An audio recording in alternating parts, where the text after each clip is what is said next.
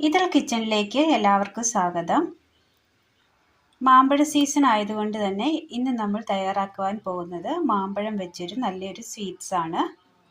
ഇത് തയ്യാറാക്കുവാനായി മാമ്പഴം കഴുകി വൃത്തിയാക്കി എടുത്തിട്ടുണ്ട്. ഇനി ഇതൊന്ന് തൊലി ചെത്തിയെടുക്കാം. മാമ്പഴം തൊലി കളഞ്ഞ് ചെത്തിയെടുത്തതിന് ശേഷം ഇതൊന്ന് കഷ്ണങ്ങളാക്കി എടുക്കണം. മാമ്പഴം കട്ട് ചെയ്തെടുത്തിട്ടുണ്ട്. മിക്സിയുടെ ജാർ എടുത്തതിന് ശേഷം മിക്സിയുടെ ജാറിലേക്ക് മാമ്പഴം കട്ട് ചെയ്തത് ഇട്ട് കൊടുക്കാം.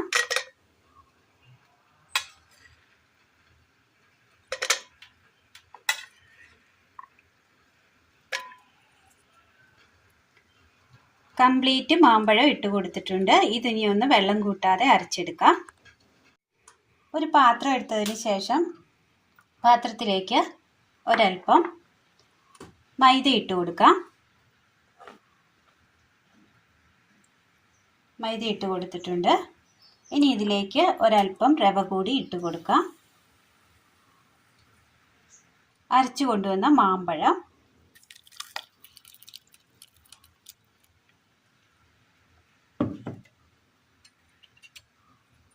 നന്നായി ഒന്ന് മിക്സ് ചെയ്ത് കൊടുക്കാം.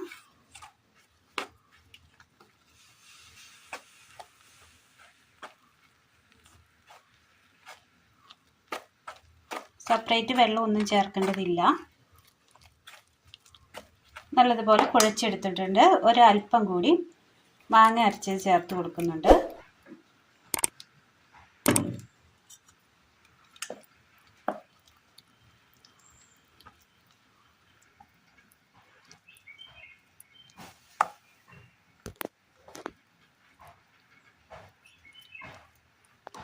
ഇനി ഇതിലേക്ക് ഒരൽപ്പം പഞ്ചസാര കൂടി ഇട്ട് കൊടുക്കാം. മധുരത്തിന് ആവശ്യമായത് മതി. മാങ്ങയ്ക്ക് നല്ല മധുരമാണെങ്കിൽ പഞ്ചസാര അധികം വേണ്ടി വരില്ല. ഇതിലേക്ക് ഒരൽപ്പം ജീരകം പൊടിച്ചത് ഇട്ട് കൊടുക്കാം.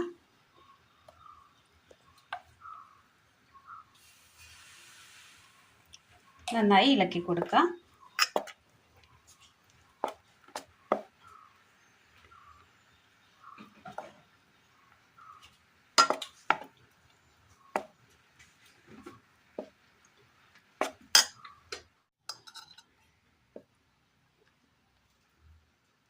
ഈ ഒരു പാകത്തിൽ കിട്ടുന്ന ഒരു ലൂസ് ആയിട്ടുണ്ട്. വെള്ളമൊന്നും നമ്മൾ ഇതിനകത്ത് ആഡ് ചെയ്തിട്ടില്ല. ഇതിലേക്ക് ഒരൽപ്പം ഒരു പിഞ്ച് ഉപ്പ് മതി. ഒരു പിഞ്ച് ഉപ്പ് ചേർത്ത് കൊടുത്തിട്ടുണ്ട്.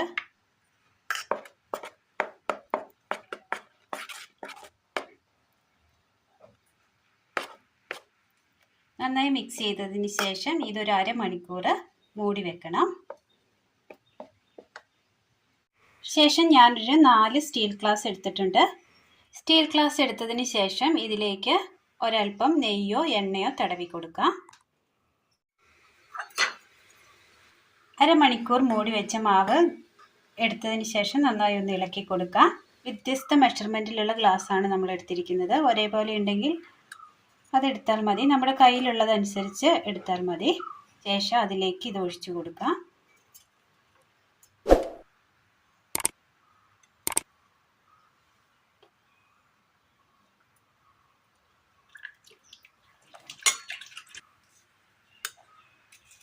ഫുള്ളായി ഒഴിക്കുന്നില്ല.